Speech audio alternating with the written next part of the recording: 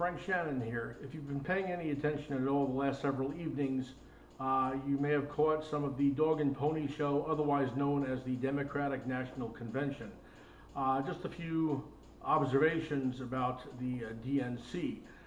First of all, I hate to refer to it as a dog and pony show since I don't want to insult dogs and ponies. I'd have to more accurately refer to it as a freak show. I think that's pretty much spot on point. Several themes seem to run through this convention, just as they've run through Hillary's campaign at any of her rallies since she's been running for the presidency. First and foremost is this characterization of Hillary as a champion of children. They even had Chelsea Clinton get up there the other night and talk about how her mother is such a great grandmother to her two children. Ironically, Hillary Clinton, through the length of her career, has been both a supporter of and a beneficiary of the financial contributions from Planned Parenthood. Planned Parenthood, of course, one of the largest abortion providers, the largest abortion provider, in fact, in the United States. Hillary has always been a fierce advocate for a woman's right to choose what? Choose to murder their children in their wombs. So Hillary, when you want to characterize yourself as a champion of children, what about the children that never make it out of the womb? Because Roe versus Wade has been the law of the land since 1973. Your hands are as bloody as anybody's when it comes to the slaughter of the innocent unborn, who serve as the official sacrament, a literal blood sacrifice on the altar of the sacrilegious left in abortories throughout this once great country. So again, Hillary, don't be characterizing yourself as a champion of children until you can include the unborn among those numbers. In addition, Hillary picked as her vice presidential running mate Tim Kaine, a so-called Catholic, who says that he's personally opposed to abortion, but he doesn't feel he has the right to impose his morality on others. Tim Kaine, you have an obligation as a Catholic in particular and as a Christian in general to oppose abortion and to fight for the right to life of the innocent unborn. So again, don't go characterizing yourself as a Catholic or as a Christian in any way until you're willing to stand up and fight for the right to life of the innocent unborn. Another issue that was constantly referred to was the equality of the LGBT community. Oh, they can get married now. This isn't marriage. You guys can go ahead and play this little card all you want. Eventually, you're going to have to answer to God for your legislative actions and for your so-called principles or philosophy. But again, this is just, how far this society has slid directly as a result of your efforts.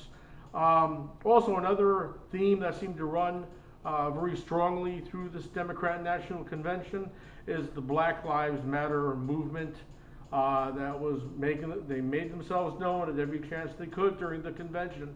Hillary, don't go trying to pose yourself as a champion of law and order and at the same time be championing the Black Lives Matter movement. Of course, you're a criminal yourself, so you probably would rather be opposed to law and order, so that's kind of understandable. Another area is terrorism. Hillary tries to make herself out to be more fit to be commander-in-chief than Donald Trump. Hillary, when it comes to protecting this country and our interests against terrorism, I would refer you to the four brave folks from Benghazi who ended up dead as a result of your incompetence and your negligence. I'm sure their families would have to agree with this. What Hillary allowed to happen in Benghazi could be done under her commander-in-chief status very easily here in the United States. Don't fool yourself into thinking otherwise. Just recently in Normandy, France, while saying Mass, an 85-year-old priest named Father Jacques Hamel was slaughtered, his throat cut by two ISIS murderers who walked right into the church and cut this priest's throat at the altar. This same thing is coming here, folks. Make no mistake.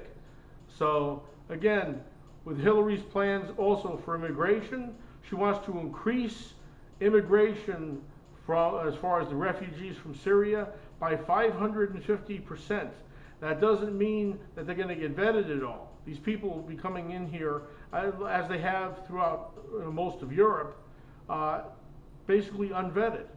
We have enough problems in this country with regards to terrorism than to add more people into the mix that are intent on spreading Sharia law and basically murdering us, cutting our throats, and taking over this country.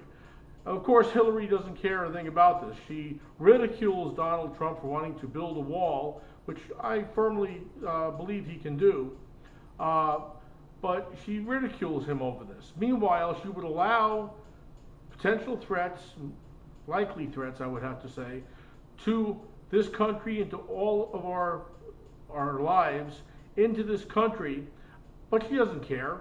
I mean, she could be wading, and the rest of the Democratic Party for that matter, can be wading ankle deep through our blood, or walking among piles shoulder deep of our heads committed by these ISIS murderers and not care at all. Don't fool yourselves at all, folks.